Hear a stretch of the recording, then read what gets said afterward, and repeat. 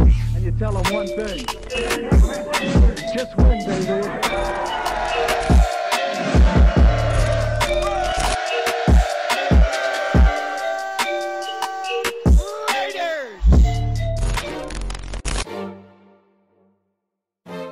According to Sports Illustrated, Las Vegas Raiders defensive end Maxx Crosby was ranked a top 5 edge rusher by NFL executives, coaches, scouts, and players. Now this is huge, especially knowing how far Max has come ever since being a 4th round pick in the 2019 draft. Maxx has since been a household name in the Raidernation, and through his 3-year career as a Raider, he's played in 49 total games, tallying 142 tackles, 43 tackles for loss, 57 quarterback hits, 12 pass deflections, 25 sacks, and 4 forced fumbles. He was also named to his very first Pro Bowl last season. There was no secret that the Condor was in line to receive an extension, and the Raiders wasted no time signing Max to a 4-year, $98.9 million extension. So he ain't going nowhere anytime soon. There were over 50 voters asked to give their top 10 list at multiple positions, and as of yesterday, Jeremy Fowler reported that Maxx Crosby was actually ranked number 5 amongst the NFL's top edge rushers. The 4 players voted ahead of him were Joey Bosa at number 4,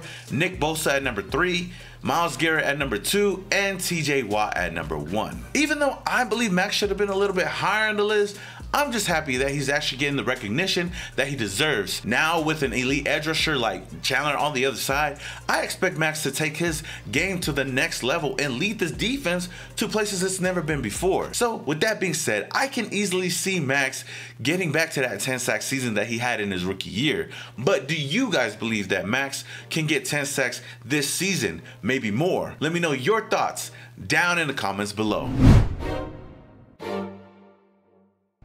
Training camp is just around the corner, which means Raiders football is coming real soon, and I'm excited for that. The team will start training camp earlier than most teams on July 18th, with veterans showing up 2 days later on the 20th, mainly because of the Hall of Fame game. There hasn't been any updates on where camp will be taking place at, or even if fans could attend, but once they do, then I'll let y'all know. Some good news coming out of training camp though is that there will be no holdouts this season, meaning that everybody will be there, including our star tight end, Darren Waller. And that is huge, especially knowing that he hasn't gotten his contract extension yet, which proves that he's all about the team instead of himself. It's crazy because most star players in his position would have definitely held out, but I guess he's a man of his word when he said that he'll let his agent take care of all of that. It'll also be great to see Josh Jacobs back at practice as well with his teammates. Now for any other players who misses practice with an unexcused reason will be fined $50,000 and $40,000 if you're on a rookie contract. Shit, if that was me, I ain't missing no days of practice.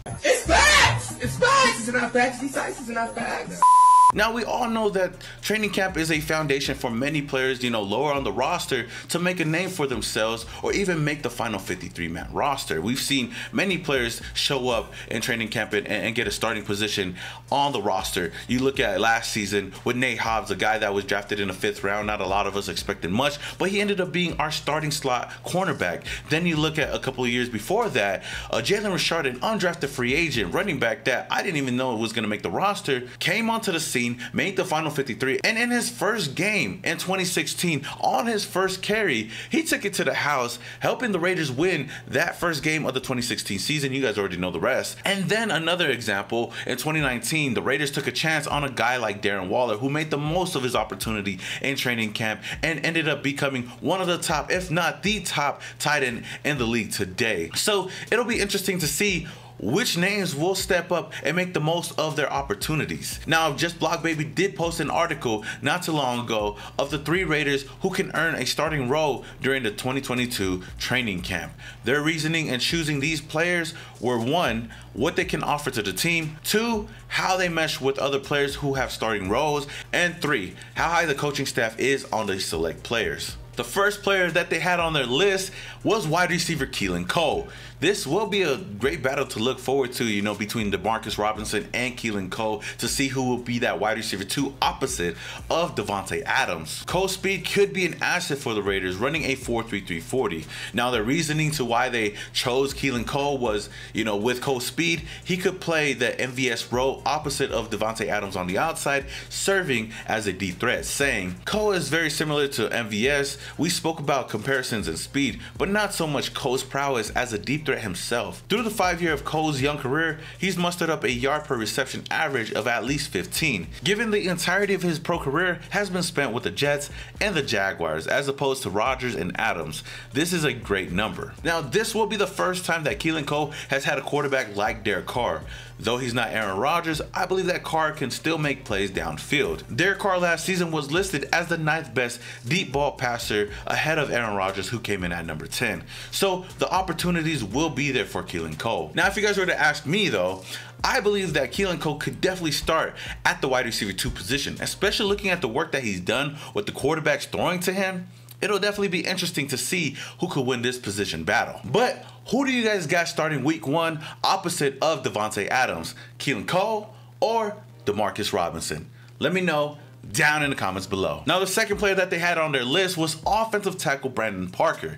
And I'm gonna be honest with you guys, I did not expect to see his name on this list, especially seeing the production that he had last season, giving up 8 sacks and having 9 penalties. But they did bring up a good point though, saying it's not about how the Raider Nation views this or Pro Football Focus or any other outlet.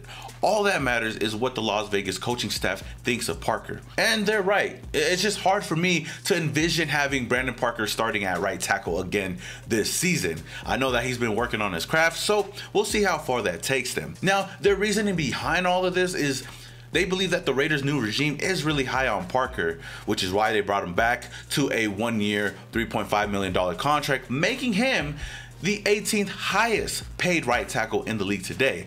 It's a crazy number, but it's actually true. Now, they went on to say, at the NFL owners meeting earlier in the year, the new regime was quick to point to Parker's ability to be a swing tackle. This versatility was cited as a key reason for the return of both James Illuminor and Parker, as the pairing of head coach Josh McDaniels and general manager Zay Ziegler made it clear that the two value players who can move around the offensive line. Even with that, I still don't see Brandon Parker starting at the right tackle position. I know a lot of things could go into this and a lot can happen in training camp and maybe he shows out, but I still feel like this new regime is still going to try Alex Leatherwood at the right tackle position to start the season off. Who knows though? Maybe Brandon Parker could prove me wrong and he goes out there and balls out.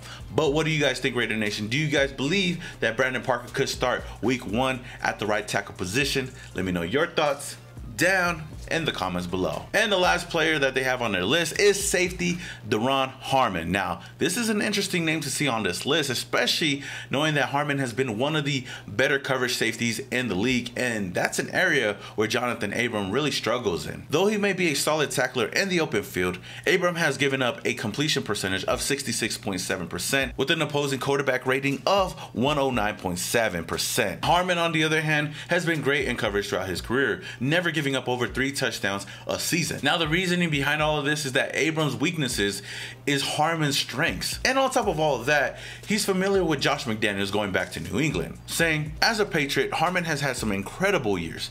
In New England, he recorded 17 interceptions, breaking up an additional 28 passes.